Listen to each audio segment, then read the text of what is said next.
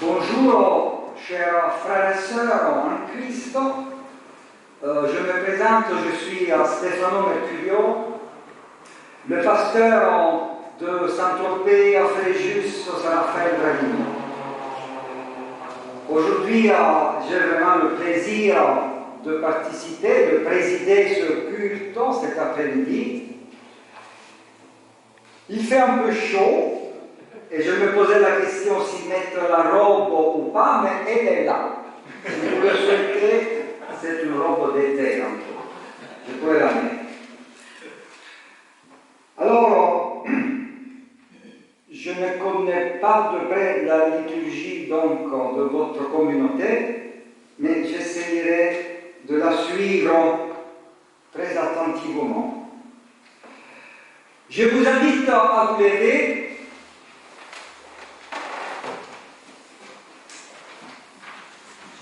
Et c'est avec une parole du Christ que nous sommes accueillis aujourd'hui. Je suis le premier et le dernier, l'alpha et l'oméga, le commencement et la fin. À celui qui a soif, je donnerai de la source de l'eau de la vie, gratuitement. Chers frères et sœurs, le Seigneur se réjouit de nous voir réunis. Le Seigneur nous accueille. Le Seigneur nous envoie dans le monde. Que le nom du Seigneur soit béni. Amen. Nous chantons les spontanés. Peut-être que les spontanés, il ne faut pas les annoncer. Si. Alors, les spontanés, je chante toujours.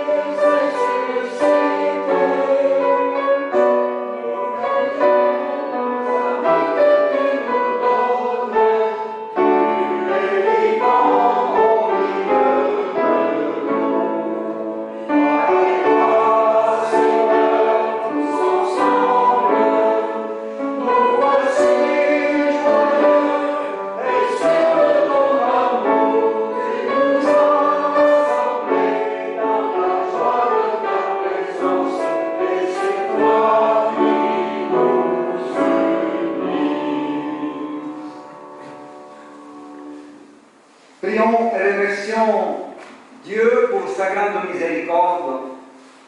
Ô Dieu notre Père, source de tous les biens, tu nous as accordé ta grâce tout au long des années de notre vie. Nous te remercions pour l'amour et la bienveillance avec laquelle tu as comblé nos jours et nous as conduits jusqu'ici, aujourd'hui. Amen. Le premier chant indiqué que je vous propose se trouve dans le recueil Alléluia, au numéro 21-18. Nous chantons les deux premières strophes. 21-18.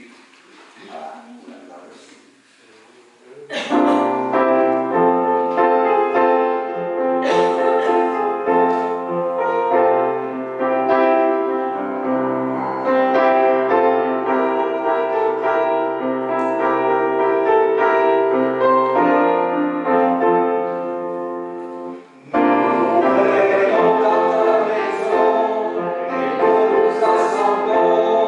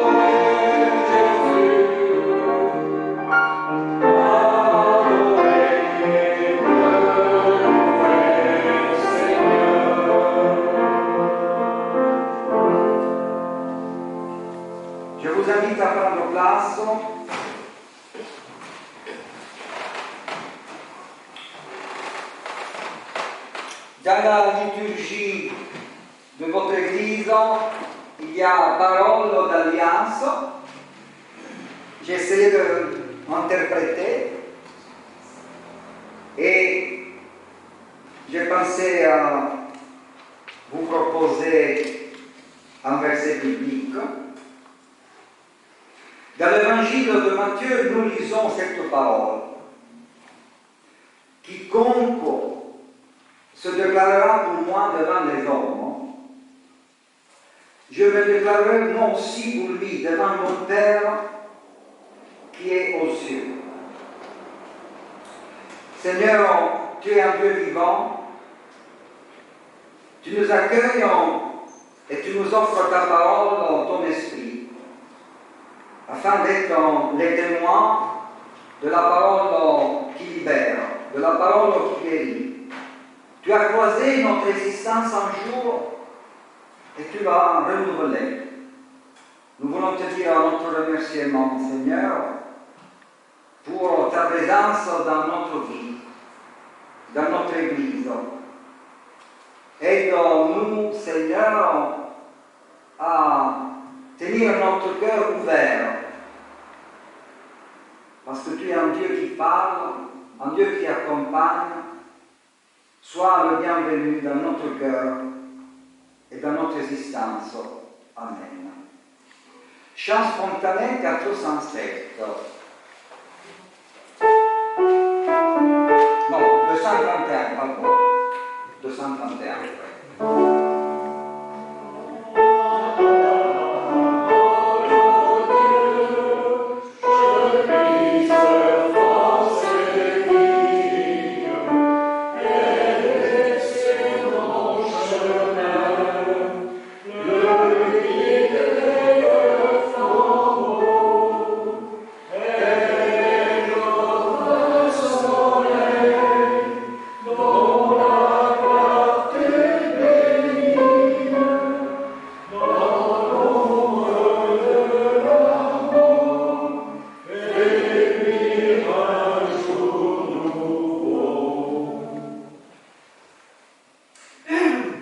Nous arrivons maintenant à ce temps de la repentance, de la confession du péché.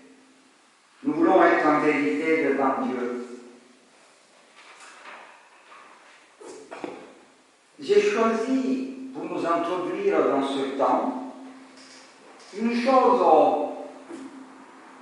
souple, si vous voulez. Je la partage avec vous. Un enfant veut manger des noix. Elles sont dans une cruche en verre. Le rouleau est étroit. Il enfile le bras, mais il remplit tant sa main qu'il ne peut plus le retirer de la cruche. Il appelle sa mère. Maman, au secours! Ma main est coincée. Sa mère lui répond, lâche donc ce que tu tiens. Prends seulement ce qu'il te faut et ta main sortira.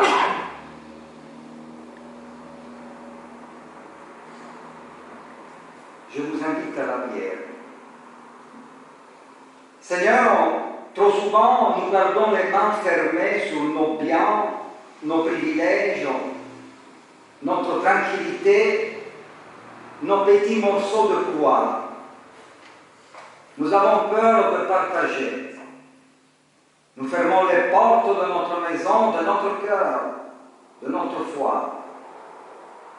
Et nous ne réalisons pas qu'à vouloir essayer de tout prendre, de tout maîtriser, de tout garder, nous nous enfermons nous-mêmes dans une cloche de verre.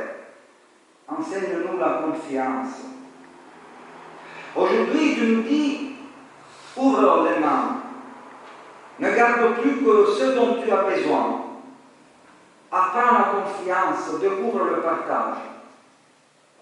Guéris-nous, Seigneur, notre Dieu. Ouvre nos mains et nous pourrons lâcher prise. Ouvre nos mains et nous pourrons recevoir. Ouvre nos mains et nous pourrons embrasser. Ouvre nos mains et nous pourrons saluer.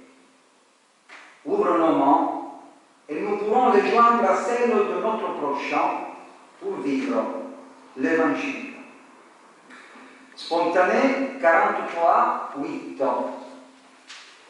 Strophe 4.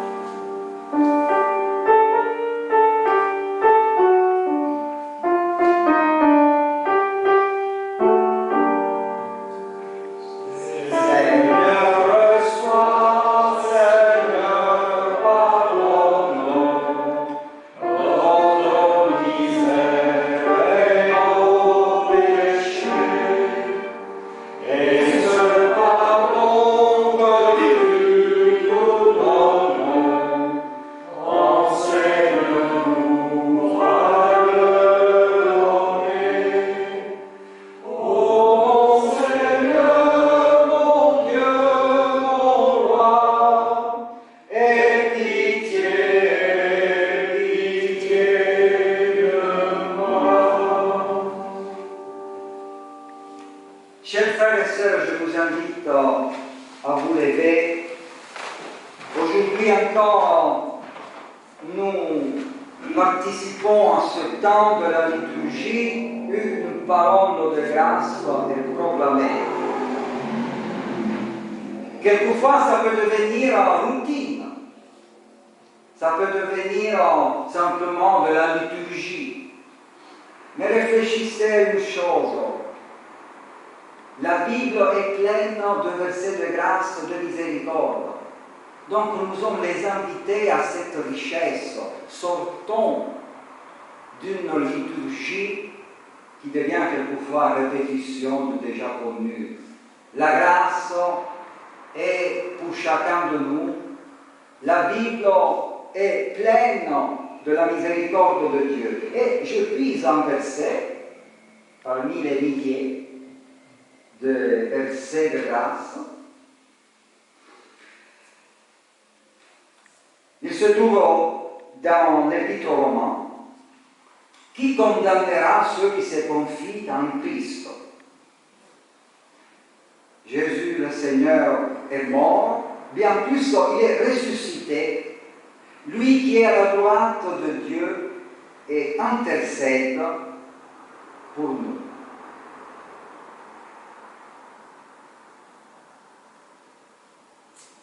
Notre intelligence, Seigneur notre Dieu, n'arrive pas à atteindre toute la richesse du Christ qui est pour nous et avec nous.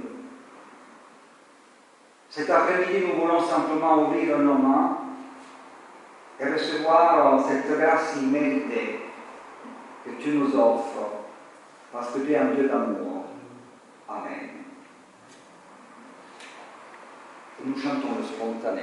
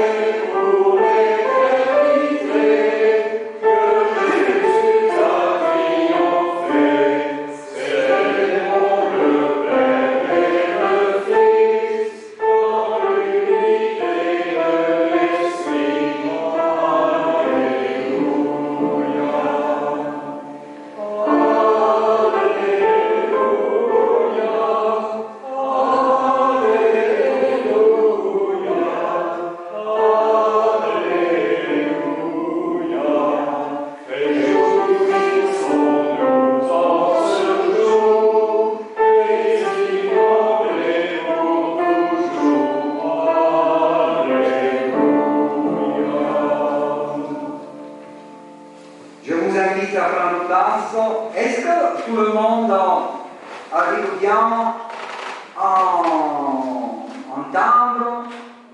Oui? Seigneur. Parce que déjà, avec l'accent sicilien, c'est pas évident. Si en plus les micros ne fonctionnent pas bien. Alors,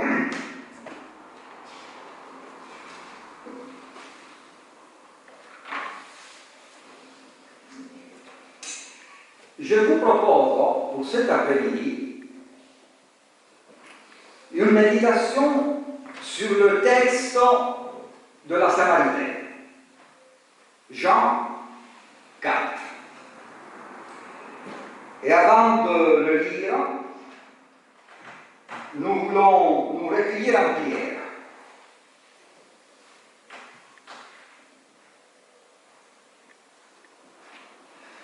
Dans le livre du prophète Ésaïe, nous lisons cette parole. Ainsi, en est-il de ma parole qui sort de ma bouche? Elle ne retourne pas en moi sans effet, sans savoir exécuter ma volonté, et accomplit avec succès ce pourquoi je l'ai envoyé.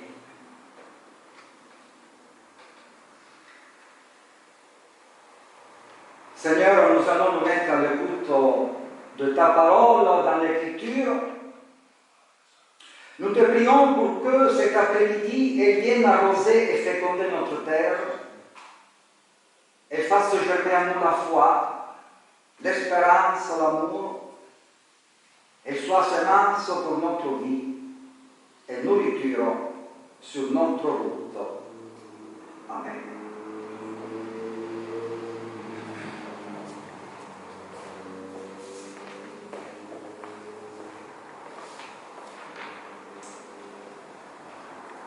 Donc c'est Jean, chapitre 4, versets 3 à 42. Quand Jésus apprit ce que l'on racontait, il quitta la Judée et retourna en Galilée. Or, il fallait qu'il traverse la Samarie. Il arrive près d'une ville de la Samarie appelée Sichar, qui est proche de la parcelle du terrain que Jacob avait donné à son fils Joseph. Là se trouvait le puits de Jacob. Jésus, fatigué du voyage, s'assit tout simplement au bord du puits. Il était environ midi. Une femme de la Samarie vint puiser de l'eau et Jésus s'adressa à elle. « Donne-moi à boire. » Ses disciples étaient allés en ville acheter de quoi manger. La femme samaritaine dit à Jésus, « Mais tu es juif, comment oses-tu me demander à boire, à moi, une samaritaine ?» En effet, les Juifs n'ont pas de relation avec les Samaritains. Jésus continua, « Si tu connaissais le don de Dieu, et qui est celui qui te dit, « Donne-moi à boire », c'est toi qui lui aurais demandé de l'eau, et il t'aurait donné de l'eau vive. La femme répliqua, « Seigneur, tu n'as pas de seau et le puits est profond. D'où aurais-tu donc cette eau vive? Serais-tu plus grand que notre ancêtre Jacob, qui nous a donné ce puits et qui a lui-même bu de son eau, ainsi que ses fils et ses troupeaux? » Jésus lui répondit, « Toute personne qui boit de cette eau aura encore soif. Mais celui qui boira de l'eau que je lui donnerai n'aura plus jamais soif. L'eau que je lui donnerai deviendra en lui une source d'eau qui jaillira jusque dans la vie éternelle. » La femme lui dit, « Seigneur, donne-moi cette eau pour que je n'ai plus soif et que je n'ai plus besoin de venir puiser de l'eau ici. » Jésus lui dit, « Va, appelle ton mari et reviens ici. »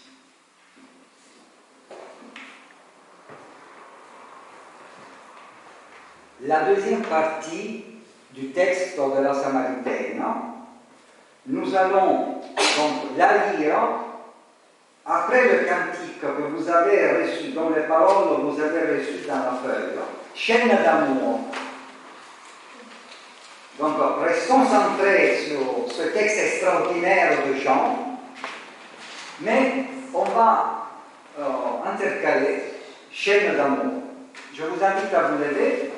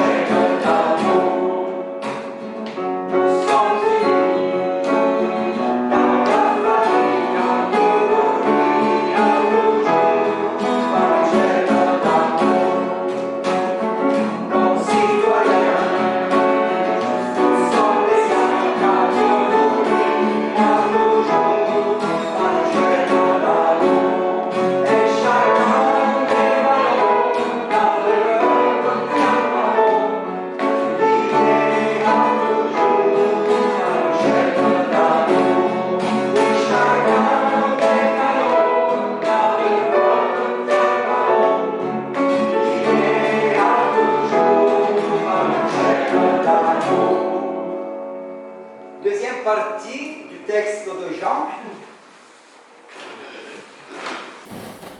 La femme lui répondit, « Je n'ai pas de mari. » Et Jésus ajouta, « Tu as raison de dire que tu n'as pas de mari, car tu en as eu 5. Et l'homme avec lequel tu vis maintenant n'est pas ton mari. Tu as donc dit vrai. » « Seigneur, lui dit la femme, je vois que tu es un prophète. Nos ancêtres samaritains ont adoré Dieu sur cette montagne, mais vous, les Juifs, vous dites que l'endroit où l'on doit adorer Dieu est à Jérusalem. Crois-moi, continua Jésus, l'heure vient, vous n'adorerez plus le Père ni sur cette montagne, ni à Jérusalem. Vous adorez Dieu sans le connaître. Nous l'adorons et nous le connaissons, car le salut vient des Juifs. Mais l'heure vient, et elle est même déjà là, où les vrais adorateurs adoreront le Père par l'Esprit qui conduit à la vérité, car ce sont de tels adorateurs que le Père recherche. Dieu est esprit, et il faut que ceux qui l'adorent le fassent par l'Esprit qui conduit à la vérité. La femme lui dit, « Je sais que le Messie, c'est-à-dire le Christ, va venir. Quand il viendra, il nous enseignera toutes choses. » Jésus lui répondit, « Je suis le Messie, moi qui te parle. » À ce moment-là, les disciples de Jésus revinrent, et ils s'étonnèrent de le voir parler avec une femme. Pourtant, aucun d'eux ne lui demanda, « Que lui veux-tu » ou « Pourquoi parles-tu avec elle ?» Alors la femme laissa sa jarre et retourna en ville, où elle dit aux gens, « Venez voir un homme qui m'a dit tout ce que j'ai fait. Ne serait-ce pas le Christ ?» Ils sortirent donc de la ville et vinrent à la rencontre de Jésus. Beaucoup de Samaritains de cette ville eurent en Jésus grâce à ce témoignage. Beaucoup de Samaritains de cette ville crurent en Jésus grâce à ce témoignage de la femme. Il m'a dit tout ce que j'ai fait. C'est pourquoi, quand les Samaritains arrivèrent auprès de lui, ils l'invitèrent à rester avec eux. Et il resta là 2 jours. Ils furent encore bien plus nombreux à croire grâce à ce que Jésus lui-même disait. Et ils dirent à la femme, maintenant, nous ne croyons plus seulement à cause de ce que tu as raconté, mais parce que nous l'avons entendu nous-mêmes et nous savons qu'il est vraiment le Sauveur du monde.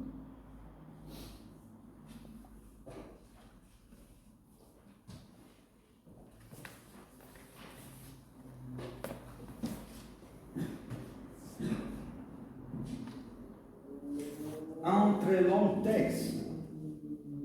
Ce n'est pas un texte facile. Je vous propose une interprétation en 4 étapes pour essayer de le comprendre.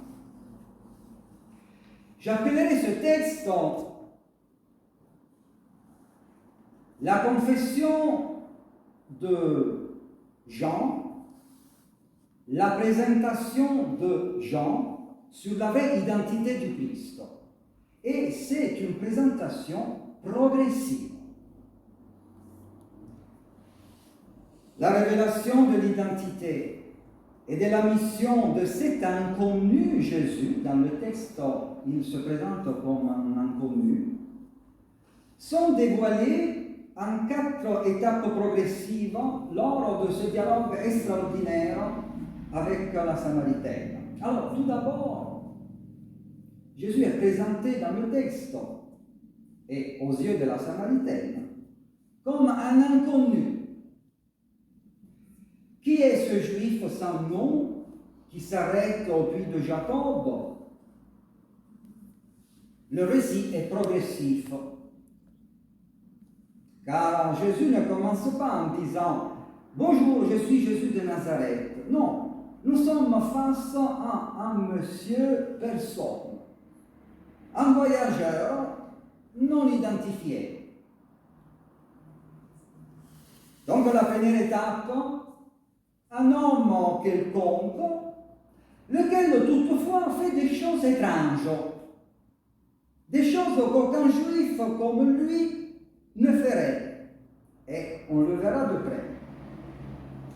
Ce qu'il fait et ce qu'il dit font de lui un homme d'une grande humanité toutefois. Et ceci est la première étape. Ce qu'il fait et ce qu'il dit font de ce monsieur personne un homme de grande humanité. Puis, cet homme commence à parler et ses discours sont un peu étranges. Ces discours intriguent la Samaritaine. C'est alors que ce monsieur personne, qui montre une grande humanité, pourrait devenir un monsieur quelqu'un.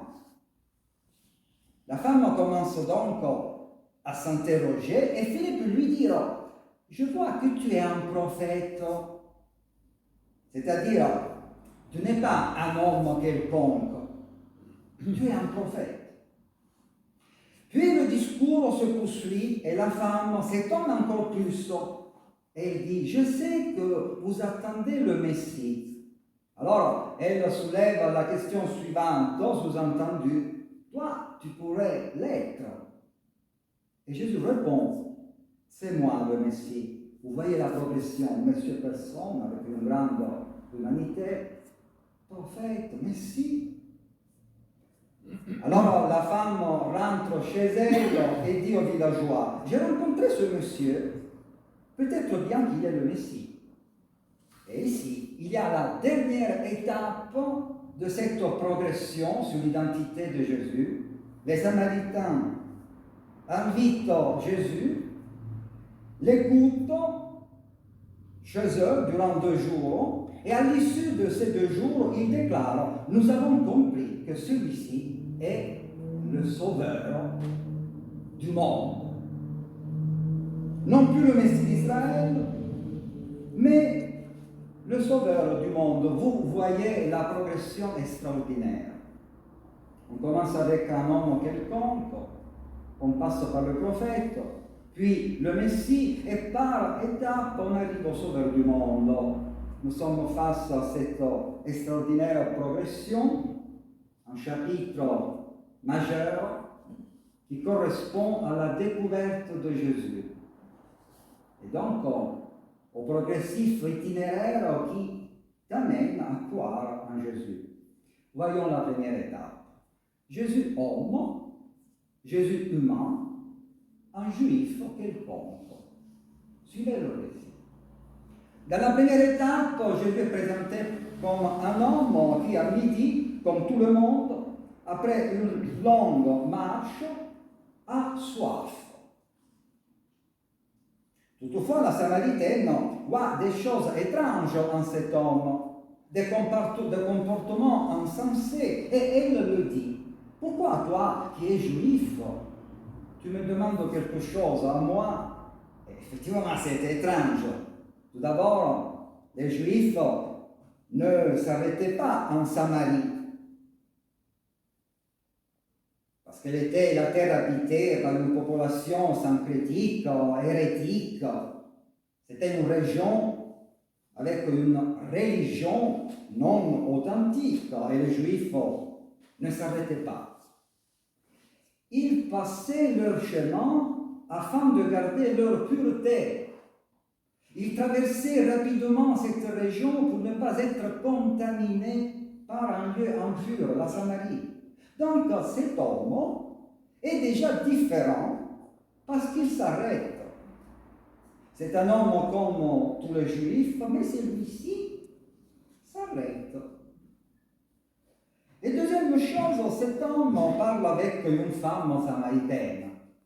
Or, la Samaritaine ne sait pas que cet homme était un rabbin. De ce fait, le paradoxe est encore plus radical, car les rabbins n'acceptaient pas les femmes dans la communauté. Les rabbins ne leur donnaient pas la parole. Ils étaient totalement ignorés. Quand Jésus entre dans la maison de Marthe et Marie, il fait un geste révolutionnaire, car les rabbins n'acceptaient pas les femmes comme disciples, mais Jésus le faisait. Cette première étape se focalise alors sur la qualité de l'humanité de Jésus. L'Église n'a jamais exploré à fond cet aspect du Jésus homme humain. Dommage, car notre monde connaît une grande inhumanité. Et l'humanité de Jésus pourrait nous enseigner quelque chose. Alors, la Samaritaine voit une humanité, Jésus homme, mais une humanité un peu différente de celle à quoi on pouvait s'attendre. Cet aspect du Jésus homme, de la qualité de son humanité, est très important pour nous aujourd'hui. Parce que finalement, cette humanité de Jésus est le trésor caché. Un trésor que nous, les humains, n'avons pas encore vraiment exploré. Nous ne l'avons pas encore découvert, mis en lumière comme il le mériterait. Nous vivons une époque où il y a une énorme inhumanité. Il suffit de lire les journaux, regarder la télévision, et ceci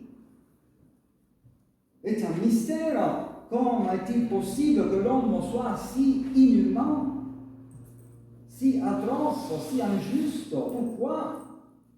Pas la peine d'évoquer Auschwitz, les goulags, la bombe atomique, les 800 000 morts au Rwanda, la guerre au Yémen.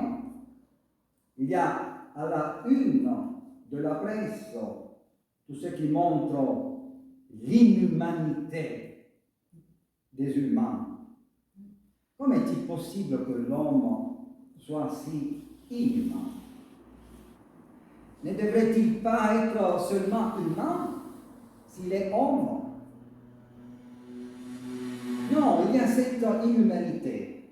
Aucun être vivant n'est aussi féroce, par exemple, comme l'homme. La gazelle vient manger par le lion, mais le lion ne torture pas la gazelle. L'homme est l'animal le plus féroce de la terre. Certes, l'homme est capable de grands gestes d'amour, mais aussi de grands gestes de boucherie, de cruauté. Alors, chers frères et sœurs, je pense que l'humanité de Jésus est le trésor caché, c'est-à-dire le trésor d'une humanité que nous avons perdue et que Dieu a gardée en Jésus. Et si vous pensez qu'un ancien concile, celui de Chalcédoine, en 451, a déclaré que Jésus est vrai Dieu et vrai homme, c'est-à-dire qu'en lui nous trouvons la vérité de notre humanité la plus profonde, je me demande, cette humanité, l'avons-nous vraiment reçue ou pas? Et alors je pense que le fait que Jésus soit présenté comme homme simplement humain est déjà un évangile, une bonne nouvelle. C'est-à-dire Jésus nous montre que l'homme peut être différent parce qu'il était vrai homme. Vrai homme, vrai Dieu. Il n'était un ange simplement, une divinité simplement. Tu peux être humain comme lui. Je crois que sur ce point, il y a un enseignement profond, même majeur, qui n'est pas assez prêché, assez annoncé. Jésus, un homme comme nous, mais différent, humain, sans péché. Voilà ce que la Samaritaine voit. Elle voit cette diversité en regardant Jésus dans l'entretien avec lui. Et elle lui dit, comment oses-tu me demander à boire à moi, une Samaritaine? Alors la Samaritaine a peut-être pensé, cet homme est un peu différent. Il m'intrigue. Je veux aller en profondeur. Je veux voir qui il est vraiment. Ainsi, nous arrivons à la deuxième étape de cette révélation de Jésus, introduite de manière un peu insolite. J'ai de l'eau. Toi, tu n'as pas le seau et le puits est profond. J'ai une autre eau, répond Jésus. S'il y a une autre eau, il y a alors une autre soif. Et qu'est-ce que cela signifie? Cela signifie qu'il y a un autre monde. Il y a une autre eau, une autre vie, que tu ne vois pas, dont tu ne sais rien. Et je te parle en effet de ce autre monde. Alors, cette pauvre Samaritaine, elle est là. La Samaritaine a l'impression que cet homme connaît un peu les choses de Dieu. Et lui dit alors, éclaire-moi. Je vois que tu es un prophète. Donc quelqu'un qui reçoit les choses de Dieu et les transmet au peuple. Alors, tu dois être doué en religion. Et il poursuit le dialogue. Donc, éclaire-moi. Où est-elle la vraie religion? Car nous disons qu'il faut adorer Dieu ici. Vous, les Juifs, vous dites qu'il faut l'adorer à Jérusalem. Alors, chers amis, la grande surprise est ici. Car d'aucuns s'attendraient à un... Tout le monde s'attendait à « oui, c'est ici, à Jérusalem ». Et Jésus ne répond pas comme ça. D'autant qu'à Garizim, en Samarie, le temple a été détruit il y a 100 ans, donc la réponse devait être « oui, c'est à Jérusalem ». Donc plus qu'ici à Garizim, il n'y a plus de temple. Eh bien non, Jésus ne dit pas « c'est à Jérusalem qu'il faut adorer ». Étonnement. Si on pense à toutes les promesses de l'Ancien Testament, le temple, ma demeure, etc., etc., la réponse devait être oui à Jérusalem. Eh bien non. Dieu n'est ni à Jérusalem, ni à Rome, ni à la Mecque, ni à Constantinople, ni à Wittenberg.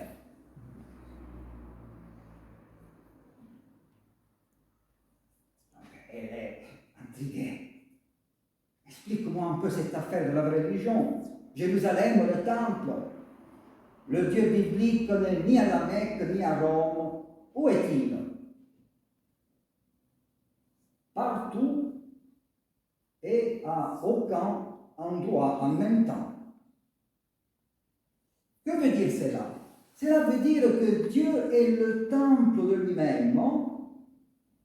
Il n'y a pas un temple de Dieu différent de Dieu.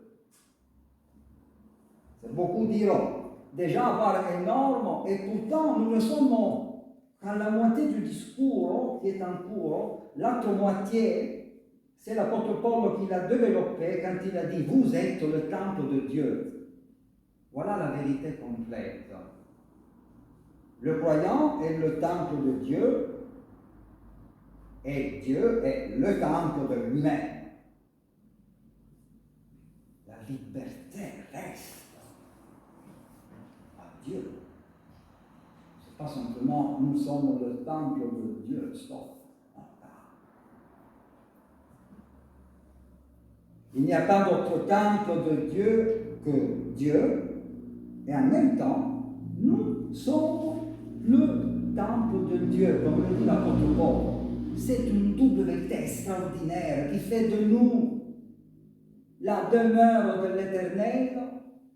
Nous sommes sa cathédrale et en même temps, Dieu est comme le vent, l'Esprit c'est le vent. C'est lui qui garde sa liberté. C'est lui qui est inaccessible. Quel paradoxe merveilleux où nous voyons la liberté de Dieu qui laisse tout sanctuaire pour faire de toi son sanctuaire.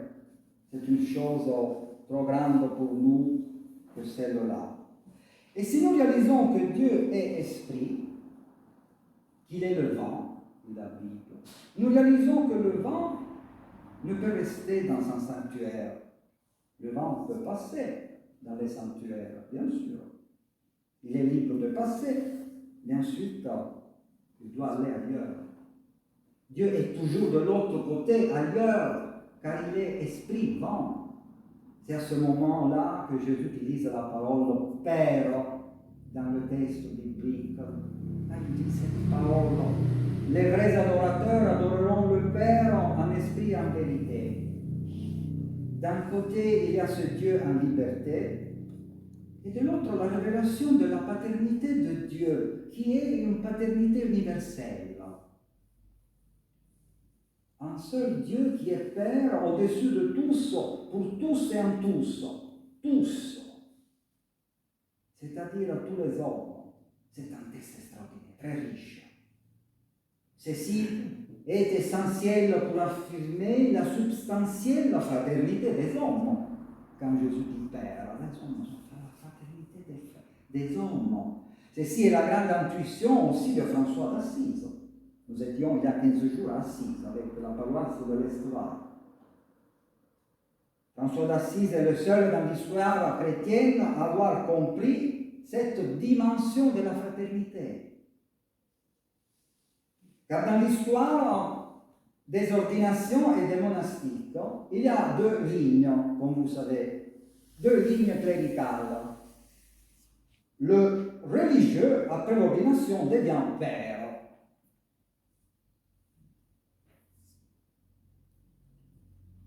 Non frère.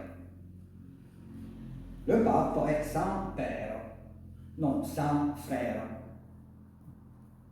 François a aboli cette catégorie paternelle dans sa fraternité, dans sa communauté. Le chef de la communauté franciscaine est appelé gardien de ses frères. S'il y a le père, il y a les fils.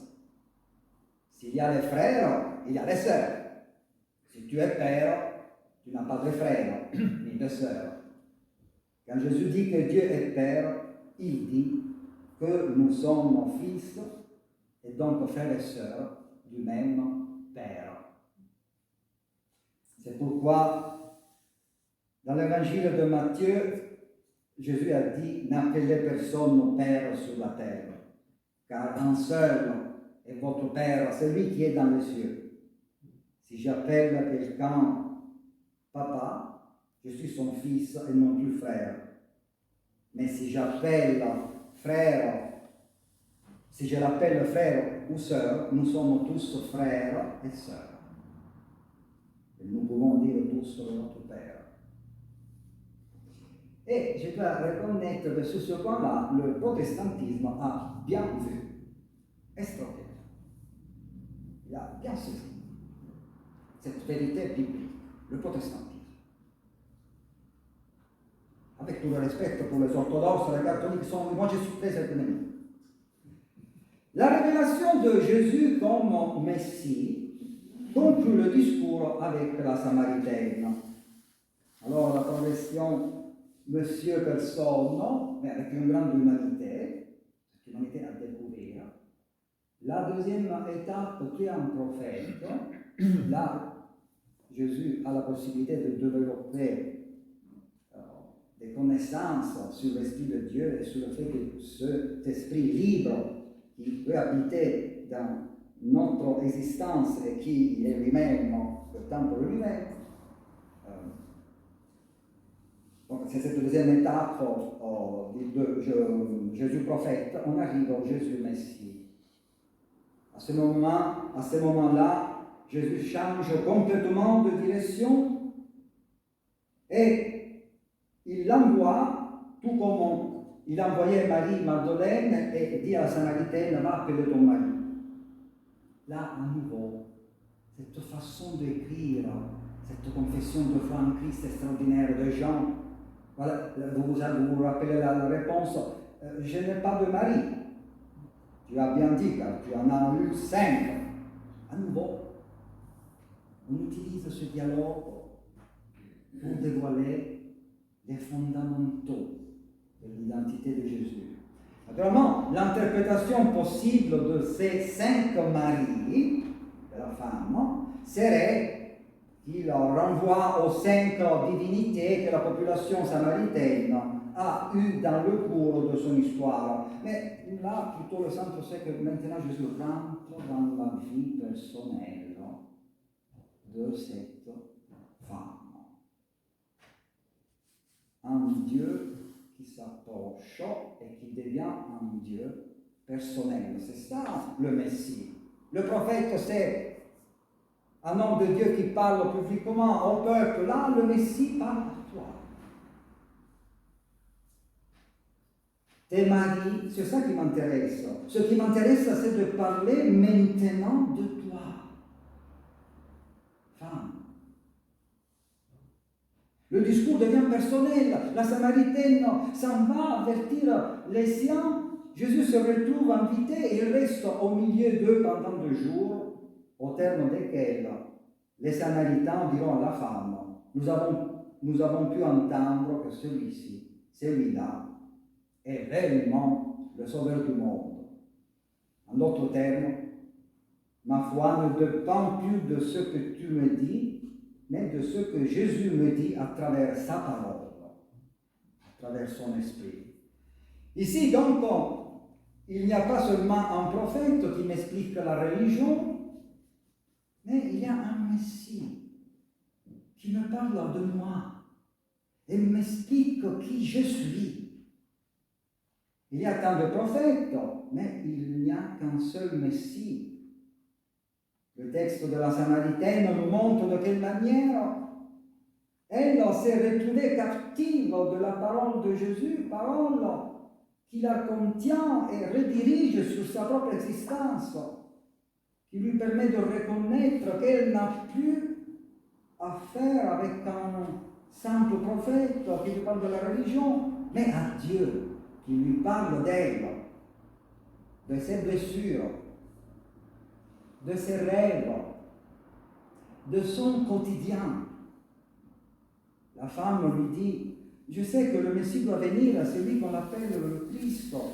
Quand il verra, quand il sera venu, il nous annoncera tout. Jésus lui dit, je le suis, moi qui te parle. Voici l'accomplissement de l'histoire du salut. Tout ce qui est annoncé par les prophètes s'accomplit dans le Messie et dans le temps messianique. Donc, quand Jésus se relève comme Messie, son histoire arrive à son épilogue, à sa conclusion. Le Messie d'Israël est plus qu'un prophète. Alors, chers frères et sœurs, j'arrive à la conclusion. Vous voyez cet extraordinaire parcours de ce monsieur personne qui a soif, avec une grande humanité, nous avons développé, et qui nous amène à la découverte progressive du prophète, puis du Messie, pour finalement reconnaître en Jésus le Sauveur du monde. C'est ça l'itinéraire de la foi chrétienne. Jean 4 est une extraordinaire confession de foi de l'évangéliste Jean sur la vraie identité de Jésus de Nazareth. Bravo Jean pour la simplicité avec laquelle il a rendu le dogme une simple rencontre, un dialogue entre Jésus et une femme. Amen.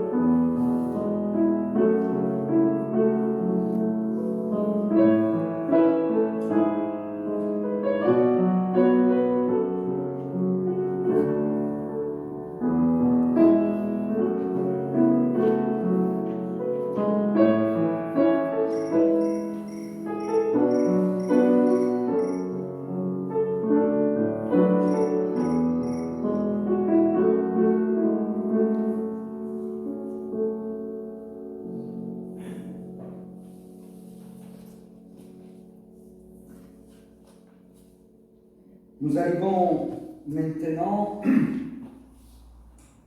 je crois,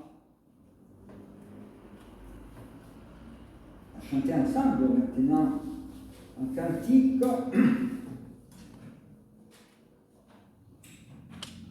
Et je vous propose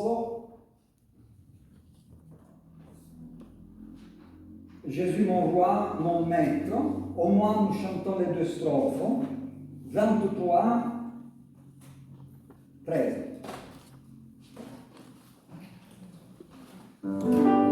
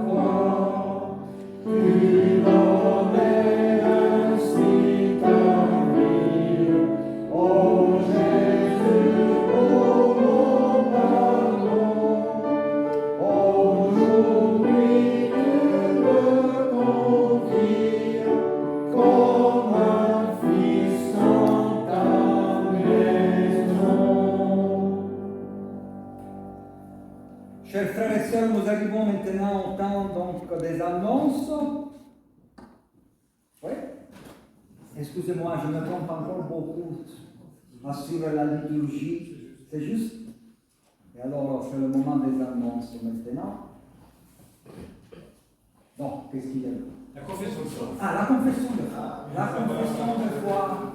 La confession de foi. L'étude 155. La confession de foi, très importante. Et alors, si vous arrive, par exemple, que vous n'avez pas la confession de foi, vous pouvez la trouver dans la Bible.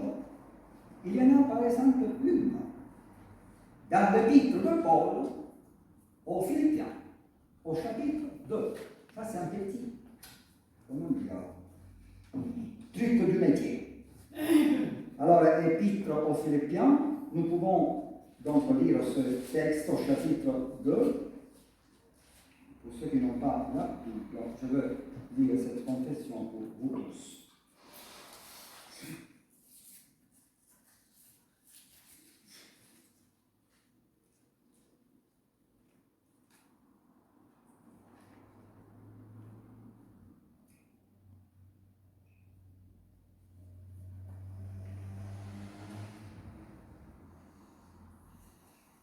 Ayez en vous les sentiments qui étaient en Jésus-Christ, lequel, existant en forme de Dieu, n'a point regardé comme une foi à arracher d'être égal avec Dieu, mais s'est dépouillé lui-même, en prenant une forme de serviteur, en devenant semblable aux hommes.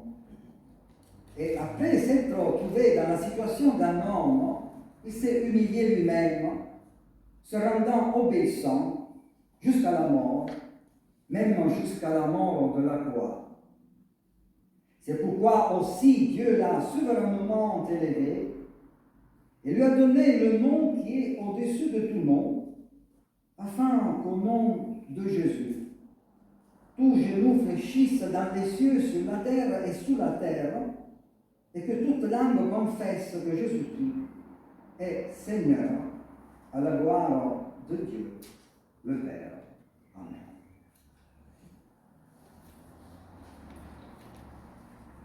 Chant spontané.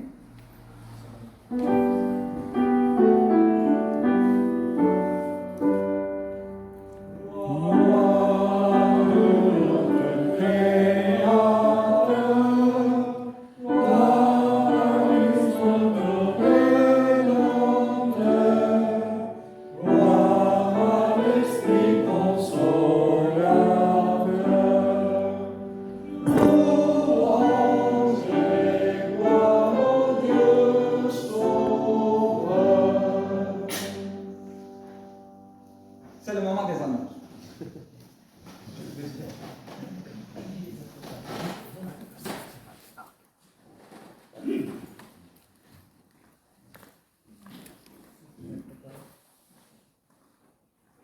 Voilà, comme chaque mois, il y a deux annonces, une qui concerne la CAT et une autre annonce qui concerne Portes Ouvertes, ONG au service des chrétiens persécutés. Concernant la CAT, la demande de la CAT concerne Sultana et sa sœur Luara Kaya, abusivement assignés à résidence en raison de leur engagement pour la défense des droits des Sahraouis. Elles ont été violentées à plusieurs reprises par les autorités. Sultana Kaya est présidente pour la défense des droits de l'homme et elle est la cible récurrente d'attaques du régime marocain. Elle milite pour l'autodétermination du peuple sahraoui et de ses droits fondamentaux. Par ailleurs, il y a une bonne nouvelle, elle vient de Chine. Fang Bin est en vie. Le lanceur d'alerte, habitant de Wuhan, qui avait diffusé des images montrant la réalité de la situation sanitaire à la Covid-19, arrêté en février 2020, il n'avait plus donné de signes de vie depuis. Récemment, des activistes chinois en faveur des droits humains et de sources journalistiques dont RSF, Reporters sans frontières, ont confirmé que Fang Bin est dans le centre de détention du district de Jiang'an de la ville de Wuhan. La CAC France se réjouit d'apprendre qu'il est en vie, mais restera vigilante. La procédure judiciaire à son encontre demeurant inique. Une deuxième annonce, elle concerne Porte Ouverte. C'est un rappel sur la conférence débat qui aura lieu le lundi 30 mai à 19 h au Palais des Congrès, 22 rue Honoré-Claspe, dans le cadre de la conférence débat sur la persécution des chrétiens dans le monde en 2022. Le thème sera l'envers du décor, voyage dans les pays où les chrétiens sont persécutés, avec un témoignage retour d'expérience par Guillaume Guénec, chargé du plaidoyer à Porte Ouverte, ONG Porte Ouverte au service des chrétiens persécutés dans le monde, qui terminera la conférence. Il y a une affiche qui est suspendue sur le tableau. Vous pourrez voir, c'est donc lundi, à partir de 19 h au Palais des Congrès. Vous êtes toutes et tous bienvenus. Je termine par une prière. Seigneur, te rendons grâce. Nous avons la chance, je devrais dire la grâce, de vivre libre dans un monde libre. Dans le monde, des personnes sont emprisonnées et torturées parce qu'elles ont dénoncé l'injustice. Seigneur, fasse que leur souffrance cesse et que la liberté leur soit rendue. Alléluia. Amen. Merci.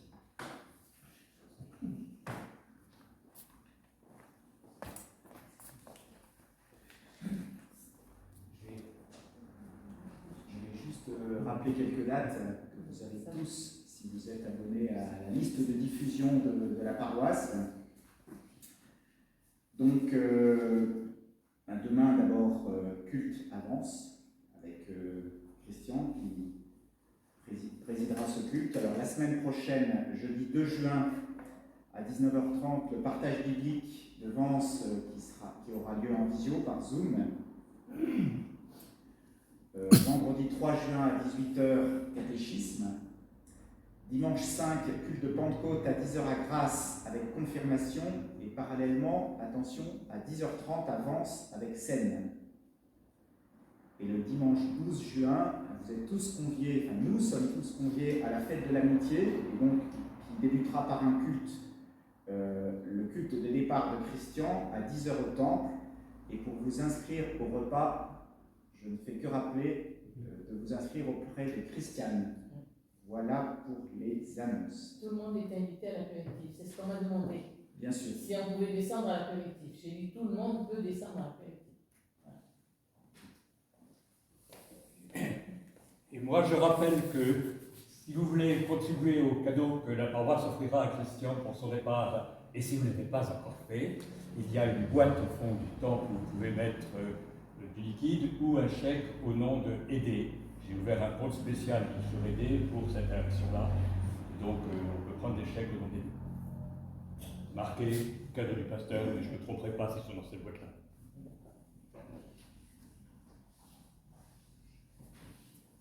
Merci. Alors, nous voulons nous recueillir dans la prière d'intercession, mais tout d'abord il y a l'offrande.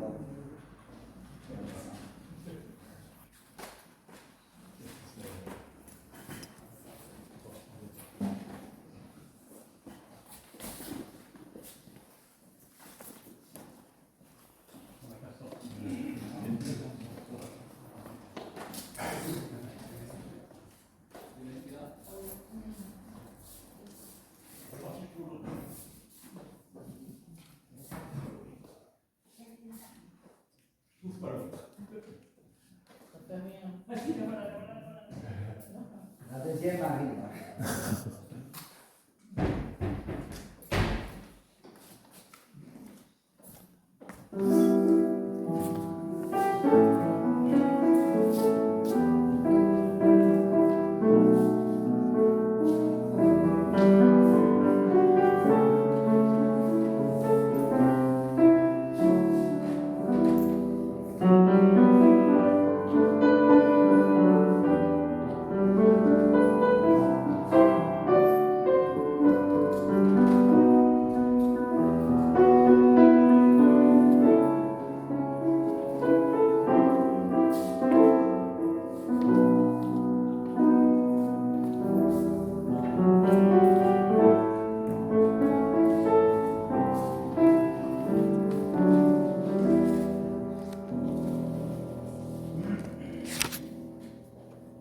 Prions le Seigneur, confiant en ta bonté, Nous te présentons tous nos frères et sœurs en humanité, les plus modestes comme les plus influents. Permets qu'avec sagesse, ils sachent organiser notre planète pour que chacun y trouve sa part. Nous nous rendons bien compte, Seigneur, cependant que sans toi, nous n'arrivons à rien. Nous reproduisons sans cesse les mêmes processus de guerre en prétendant provoquer la paix. Rappelle-nous toujours que le fondement de la paix se trouve en Christ, dans le partage, le respect de l'autre. Nous nous plaignons de la violence de notre société. C'est pourquoi nous te demandons, Seigneur, de faire de chacun de nous un être de dialogue pour construire d'autres types de relations entre les humains. Que le Christ, la nouvelle humanité que tu nous offres, habite notre cœur et notre vie. Que nos églises, Seigneur, ne retiennent pas captives les vérités que tu as révélées, mais qu'elles sachent les diffuser pour construire ensemble un avenir plein d'espérance. Nous voulons aussi te prier pour les chrétiens persécutés. Nous te prions pour les enfants d'Ukraine, du Yémen, de Syrie, de Russie. Nous te prions, Seigneur, pour toutes les églises. Que ton Saint-Esprit puisse illuminer les jours à venir et nous porter le bonheur du changement, de la résurrection et de la paix. Je vous invite à dire ensemble notre Père. Notre Père qui es aux cieux, que ton nom soit sanctifié, que ton règne vienne, que ta volonté soit faite sur la terre comme au ciel. Donne-nous aujourd'hui notre pain de ce jour. Pardonne-nous nos offenses, comme nous pardonnons aussi à ceux qui nous ont offensés.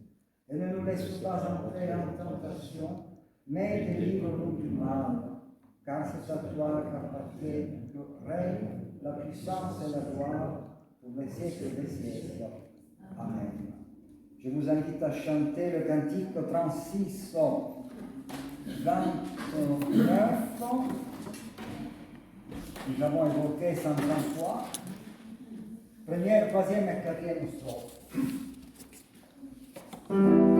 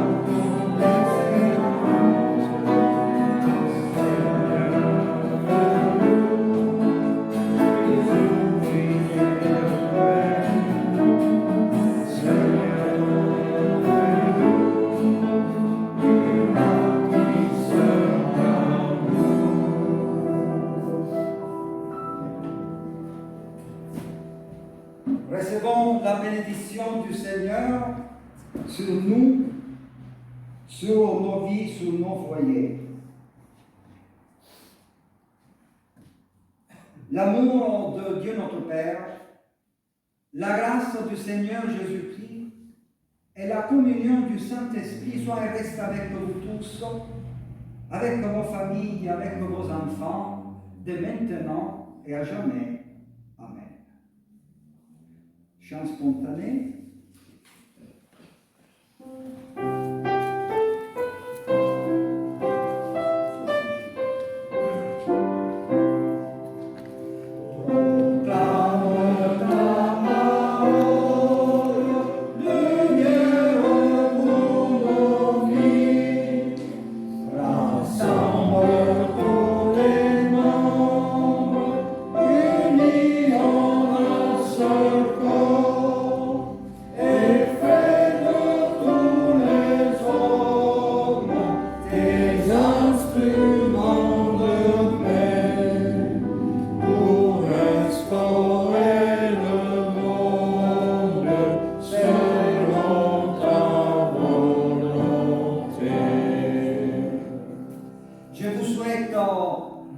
Belle soirée et bon dimanche demain. Il y a